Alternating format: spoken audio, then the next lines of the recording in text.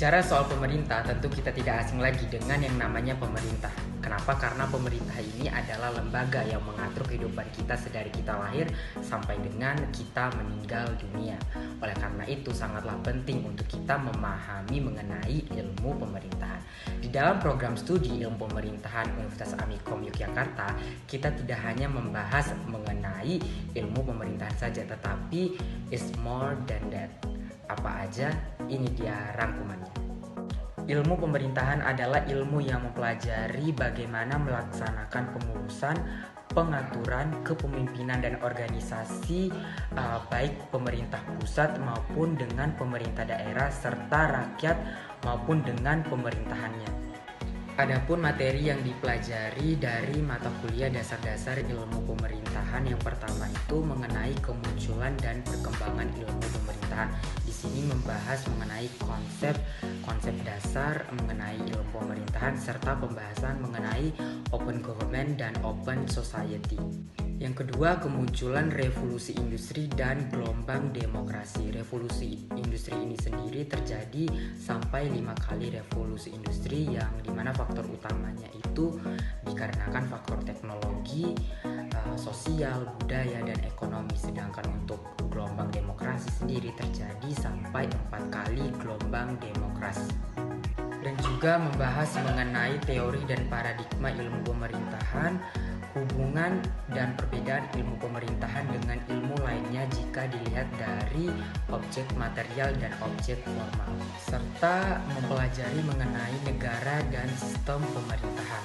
Untuk negara sendiri terbagi menjadi 3. Yang pertama, negara kesatuan, negara serikat, dan negara konfederasi. Untuk sistem pemerintahan terbagi menjadi 3. Yang pertama, sistem pemerintahan presidensial, parlementer, dan sistem pemerintahan referendum. Pemerintahan erat kaitannya dengan ekonomi, karena kemajuan ekonomi masyarakat ditentukan oleh sistem pemerintahan.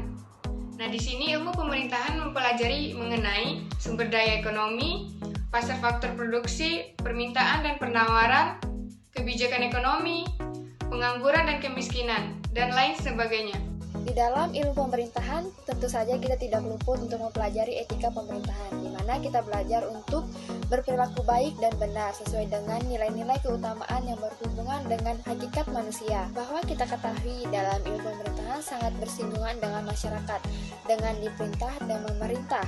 Dalam etika pemerintahan melibatkan aturan dan pedoman mengenai paduan bagaimana bersikap dan berperilaku untuk kelompok yang mencakup di dalam lembaga pemerintah. Di dalam program ilmu pemerintahan, mata kuliah etika pemerintah, kita mempelajari hukum dan etika pemerintahan sebagaimana norma adalah patokan manusia dalam bertingkah laku, ada perintah dan larangan.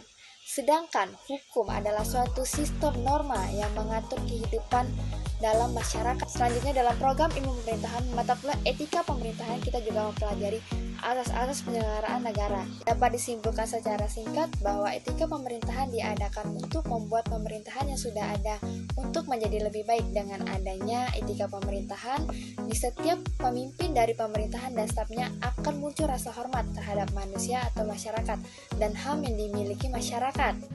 In the government science, we not only learn about the government, but also we learn how to speak in English. As we know, English is very important because English is the international languages.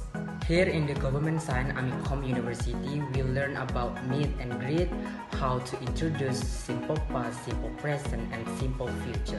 That's all is very important for the future. An example, if we meet someone from the other country in the government office, we can use the material that we get in the government science Amikom University to communication with them. Fotografi dalam zaman modern ini telah banyak jenis produk digital teknologi yang berkembang secara pesat, salah satunya dunia foto.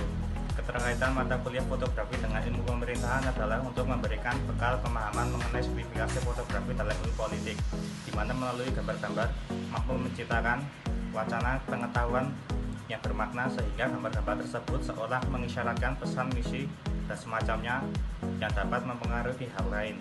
Mata kuliah ini merupakan mata kuliah pengantar yang dirancang tidak hanya membahas aspek teoritis, tetapi juga membahas dengan logika bisnis keterkaitannya dengan praktek empiris fotografi. Setelah menyelesaikan mata kuliah ini, mahasiswa diharapkan memiliki pemahaman dan keterampilan dasar mengenai pemanfaatan fotografi dalam ilmu politik. Harapannya fotografi dapat menjadi alternatif media penyampaian makna dalam upaya menciptakan pengaruh atas pihak lain. Di dalam sebuah negara terdapat yang namanya konstitusi. Konstitusi negara Indonesia adalah Undang-Undang Dasar 1945 yang menjadi hukum tertinggi dari segala jenis hukum yang ada di Indonesia.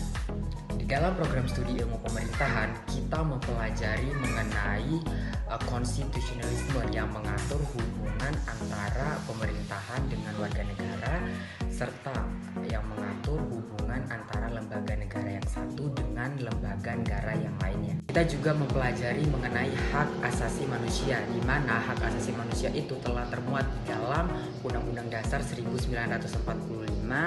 Hak asasi manusia merupakan hak-hak manusia sebagai kodrat dari Tuhan Yang Maha Esa yang tidak boleh diganggu-gugat oleh pihak manapun, dan apabila terjadi pelanggaran HAM maka akan dikenakan sanksi sesuai dengan peraturan perundang-undangan yang berlaku. Dan kita juga mempelajari mengenai hubungan sebuah negara dengan konstitusi. Sebuah negara membutuhkan kekuasaan, dan kekuasaan tersebut perlu dibatasi. Nah, yang membatasi kekuasaan tersebut adalah konstitusi itu sendiri. Dalam ilmu pemerintahan terdapat teori politik sehingga keduanya saling keterkaitan. Teori politik ini diterapkan di Indonesia sejak zaman perjuangan hingga reformasi saat ini. Oleh karena itu, teori politik sangat penting dikarenakan teori